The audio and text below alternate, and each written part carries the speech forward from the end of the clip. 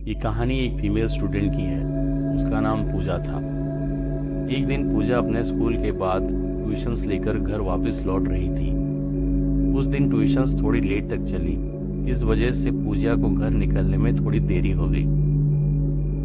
रात के करीब 10 बजे थे और रास्ते में बहुत ही कम लोग दिखाई दे रहे थे। पूजा अपने ट्यूशन से घर जाने के लिए हमेशा एक शॉर्टकट का यूज करती थी, जो कि एक पतली गली थी। गली के एक तरफ स्कूल था तो दूसरी तरफ एक पुरानी सी दीवार थी। ये गली थोड़ी लंबी और अंधेरी थी, जिसमें गली के एक छोर से स्ट्रीट लाइट से ही थोड़ी सी रोशनी अंदर आती थी। जब पूजा उस गली में अंदर आई तो उसने नोटिस किया कि सामने एक आदमी उसका रास्ता रोके हुए खड़ा था। उस आदमी का चेहरा ठीक से दिख नहीं रहा था, क्योंकि उसने एक हुडी और एक कैप पहनी हुई थी। पूजा ने इस बात को ज्यादा इम्पोर्टेंस नहीं दिया। उसे लगा कि वह आदमी ऐसे ही वहां पे खड़ा है और जब वो वहां से गुजरेगी तो वो उसे रास्ता दे देगा। पूजा उसे बिना देखे आगे बढ़ने लगी, पर जब पूजा उसके सामने पहुंची वो आदमी उसका रास्ता रोके हुए खड़ा था। पूजा ने जब ध्यान से उसकी ओर देखा तो उसने देखा कि वो आदमी अपनी बड़ी बड़ी आंखों से उसे देख रहा है, लेकिन वो आदमी बहुत ही घबराया हुआ था और पसीने से लथपथ डरे समय उसे देख रहा था। पूजा ने उससे पोलाइटली रास्ता देने के लिए कहा। उसे रिस्पॉन्ड करने में थोड़ा टाइम लगा और उस आदमी ने हड़बड़ाते हुए उसे रास्ता दे दिया। वो आदमी दीवार के सहारे वहां खड़ा रहा और पूजा को जाने दिया। पूजा को थोड़ा डर लगा, पर उसने फिर सोचा कि शायद वो आदमी शराब पिए हुए था और उसे किसी चीज का होश नहीं होगा।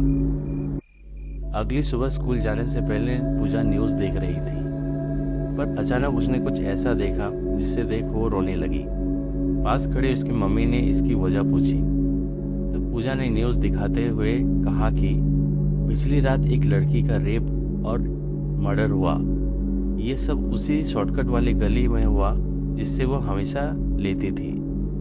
ये सारा इंसिडेंट पूजा के वहाँ निकलने से कुछ मिनटों बाद हुआ।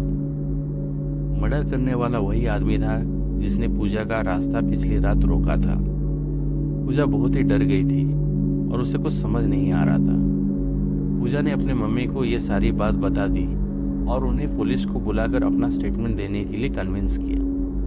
पूजा इस इंसिडेंट से काफ़ी सदमे में थी।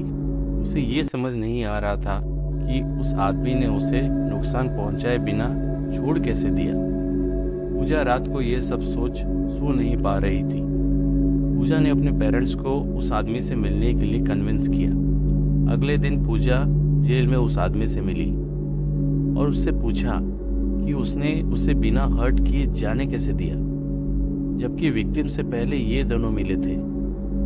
पर तभी पूजा ने कुछ नोटिस किया। उसने देखा कि वो आदमी आज भी उस दिन की तरह घबराया हुआ था। वो उसे देख डरा हुआ था। तब उस आदमी ने पूजा से कहा कि उस रात जब वो मिले थे पूजा कुछ अलग दिख रही थी। पूजा का शरीर उजाले से चमक रहा था और वो पूजा के चेहरे को देख नहीं पा रहा था। पूजा के थोड़े नजदीक आने पर उसने नोटिस किया कि उसके पीछे एक चमकता हुआ साया था, मानो वो पूजा की रक्षा कर रहा हो।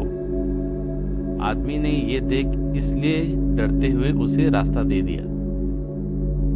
पूजा समझ नहीं पा रही थी कि वो इस पर विश्वास करे या नहीं। उसे लगा शायद ये आदमी उस वक्त शराब या ड्रग्स के नशे में चूर था, पर जो भी था पूजा बहुत थैंकफुल थी कि इस वजह से उसकी जान बच गई और भगवान का शुक्रिया अदा करने लगी।